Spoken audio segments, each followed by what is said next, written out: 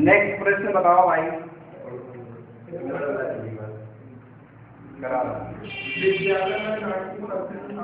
अरे नहीं यार, बकरी और बोला था, फिर से समझाऊंगा मैं। एक साल में 60% परिवारों के पास एक बकरी। देखो यहाँ पे 60% परिवार जो हैं उनके पास क्या है, बकरी है। बकरी को इसमें गोट, ठीक।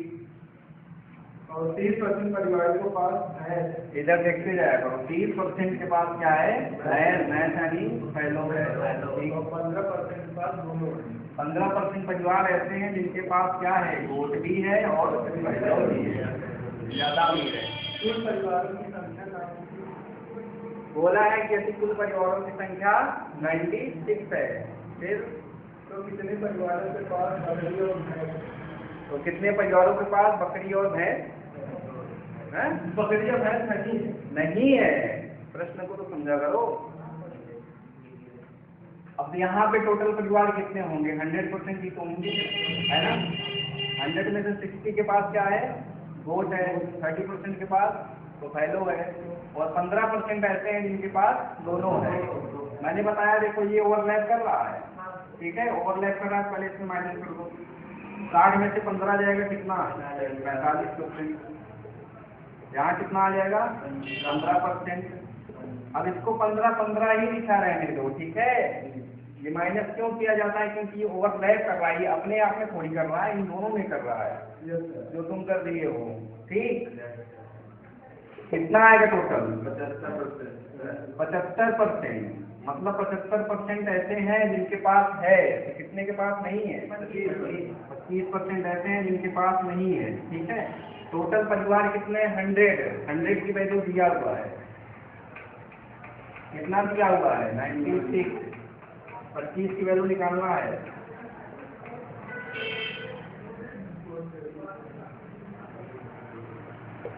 25 चौको 100, 24 चौको 99, यानी 24 परिवार ऐसे हैं जिनके पास ना तो बकरी है ना तो भैंस है। आया समझ में? तो वह बताओ।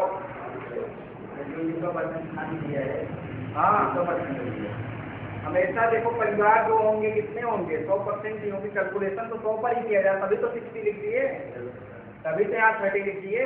इसका मतलब परिवार कितने अपने आप में रहे होंगे, 100% ही तो रहे होंगे। आया समझ में? नहीं आया? लिखो फिर।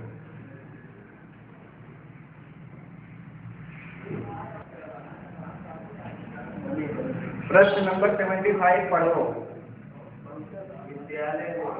हाँ, 90% छात्र हिंदी में। इधर देखो, देखते जाओ। 90% छात्र जो है हिंदी में, ठीक। और 85% छात्र गणित में सफल होते हैं। 85% मैथ में, ठीक।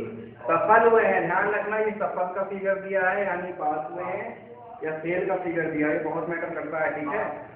ठीक है, आगे बोलो। और 150 छात्र दोनों विषयों में सफल होते हैं। 150 ऐसे हैं, ठीक है, कि जो हिंदी में भी हैं और मैथ में भी सफल हैं, ठीक है। छात्रों की कुल संख्या, ठीक है। छात्रों की कुल संख्या कितनी रही होगी, 100% रही होगी, ठीक है। 90% हिंदी में पास हुए, मैथ में 85% पास हुए, दोनों में जो है वो 150 पास हुए, ठीक है। देखो यहाँ माइनस होगा, नहीं होगा, क्योंकि ये परसेंटेज में दिया होता तब तो करते। यहाँ तो एग्जैक्ट नंबर दे दिया गया है कि 150 है, ठीक है। तो क्या करना है, जोड़ दो दोनों को। जोड़ोगे कितना, 175, सही बताओ, 175%, ठीक है। माना कितना था, 100%, 175 आ रहा है, 75 बढ़ गया। 75 यही बंदे तो हैं जो ओवरलैप कर रहे हैं दोनों में, और इसी की वैल्यू दी है 150, यानी 75% का मान कितना दिया है, 150। 100% का मान पूछा है, हाँ।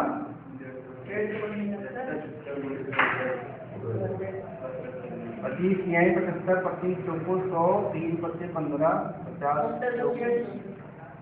हाँ वैसे भी हो सकता था। कितना आया, यानी 200 स्टूडेंट्स थे।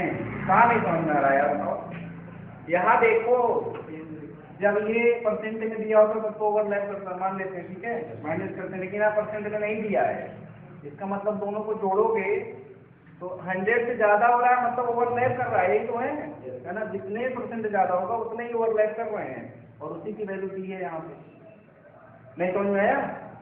करो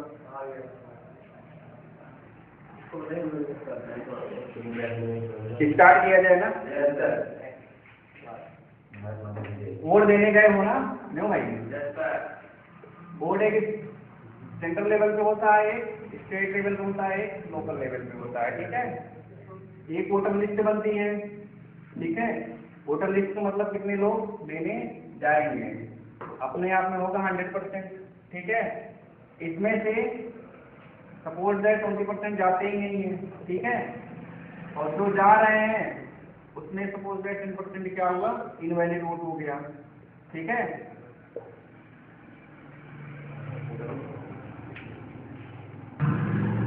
प्रश्न पढ़ो। किसी चुनाव में सांसदीय चुनाव में दो उम्मीदवारों ने चुनाव लड़ा, है, ठीक है। जीतने वाले उम्मीदवार को कुल वोटों का 57% किसको मिला है? जो जीता है उसको मिला है कितना? 57%। और वह 42,000 वोटों से जीत गया। कितने से जीता है? 42,000।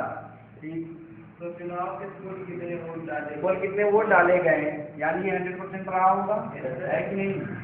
अगर इसको 57% मिला जो विनर कैंडिडेट है, तो लूजर होगा उसको कितना मिला होगा? कितना मिला होगा?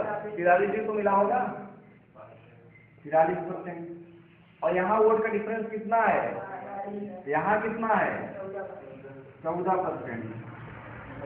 14% की वैल्यू 42,000। तो 100% की वैल्यू पूछा है, बता दो भाई। 3 लाख 42,000 बटे 14 इंटू 100, 42। यही आंसर। कहाँ नहीं समझ में, बताओ। आया समझ में? प्रश्न पढ़ो भाई, कौन सा नंबर है? 78।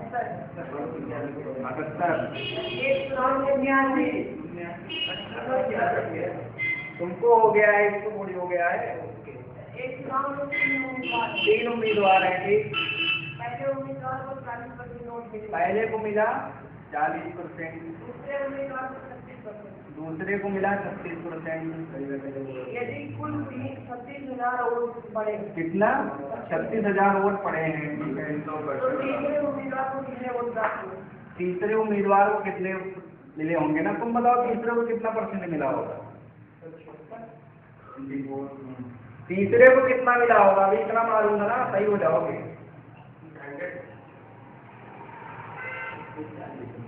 तीसरे उम्मीदवार को कितने परसेंट मिले होंगे? अगर पहले को 40% मिला है, दूसरे को 36% मिला है, तो तीसरे को कितना परसेंट मिला होगा? बताओ। पहले को मिला है 40%, दूसरे को मिला है 36%, तीसरे को कितना मिला होगा?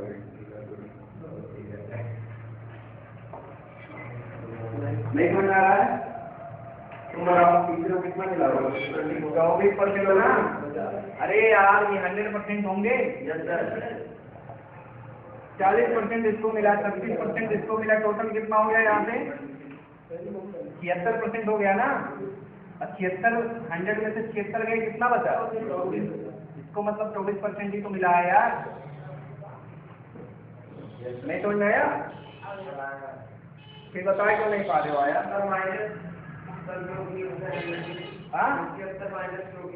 क्यों किया ना? 3 कैंडिडेट हैं, 3 में से इसको 40% मिल गया, इसको 36% मिल गया, तो बचा कितना परसेंट? 24 ही बचा, इसीलिए तो माइनस किया 24%। आया समझ में? अब ये किसकी वैल्यू दी है? 100 की वैल्यू दी है ना। 100% बराबर 3600। पूछा कितना है इसको? 24% की वैल्यू क्या होगी?